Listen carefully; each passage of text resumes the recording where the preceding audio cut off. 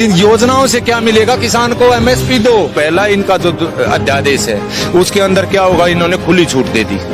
किसको दे दी? व्यापारी को, छोटे को, बाहर की कंपनी को या अंदर की कंपनी को।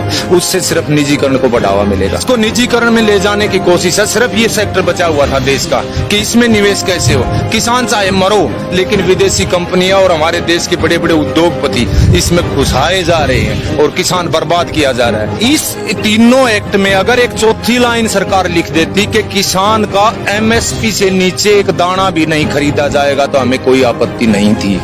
लेकिन एमएसपी शब्द को इन्होंने छुआ ही नहीं। तो जैसे सब्सिडीज दे रही है सरकार, हमें सब्सिडी नहीं चाहिए, हमें फसल का रेट चाहिए। हमें कर्ज की बात करिए, कर्ज नहीं चाहिए, फसल का रेट दे दो। हमें कर्ज लेने की जरूरत क्या पड़ेगी? सरकार, हमें अनुदान की जरूरत नहीं है, हमें हमारी फसलों के रेट दे दो।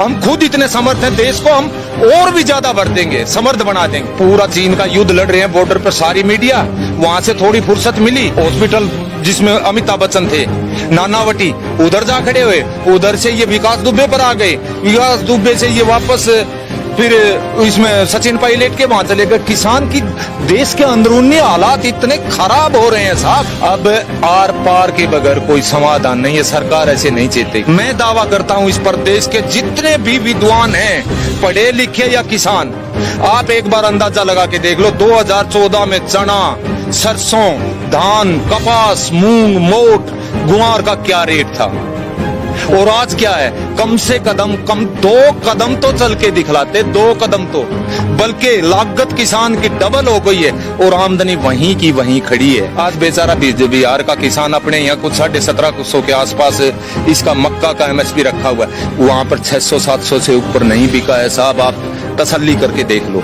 धान वहां पर 1200 से ऊपर नहीं बिका है, आप तसल्ली करके देख लो। वन नेशन वन मार्केट, मैं मेरे तोशाम का 5 किलोमीटर है, मैं मेरे वन नेशन वन मार्केट का मैं करूंगा क्या? मैं आज तक मेरे डिस्ट्रिक्ट भिवानी के एक दाना नहीं लेके गया हूँ किसी चीज का।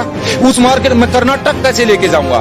मैं हैदराबाद कैसे लेके जाऊंगा? मैं पटना कैसे लेके जाऊंगा जिसका किराया इतना पड़ा? न्यूनतम समर्थन मूल्य शब्द को छुआ ही नहीं, तो इसका मतलब किसान की बर्बादी के सिवाय इन अध्यादेशों में कुछ भी नहीं है। बड़ी मुश्किल से ये देश खड़ा हुआ था, ये ढांचा खड़ा हुआ था, मंडियों का ढांचा। आज देश में कितने करोड़ों आदमी हैं जो मंडियों में रोजगार कर रहे हैं। कितना किसान का पैसा लग करके कितने बड़े बड़े शेड खड़े हुए थे, ये उसको ध्वस्त कर देंगे। तो सरकार को जरूरत है ऐसे ऐसे कुकर्मों को सुधारे, जबकि ये रोज एक थैला भर के चले आते हैं। अब तो डर लगने लगा है देश की जनता को। कहीं बाथरूम में से कोई नेता मंत्री ना निकला और आते ही कोई योजना लॉन्च ना कर दे। हम सिर्फ चीन और पाकिस्तान की लड़ाई नहीं, अंदर से देश टूट गया तो पाकिस्तान और चीन हमें तो गुलाम रहना है, इनके हैं, फिर वो कर लेंगे। फर्क क्या पड़ेगा? अंदर से मजबूत करो देश को। और किसान के बगैर मजबूत कोई नहीं कर सकता, कोई नहीं कर सकता।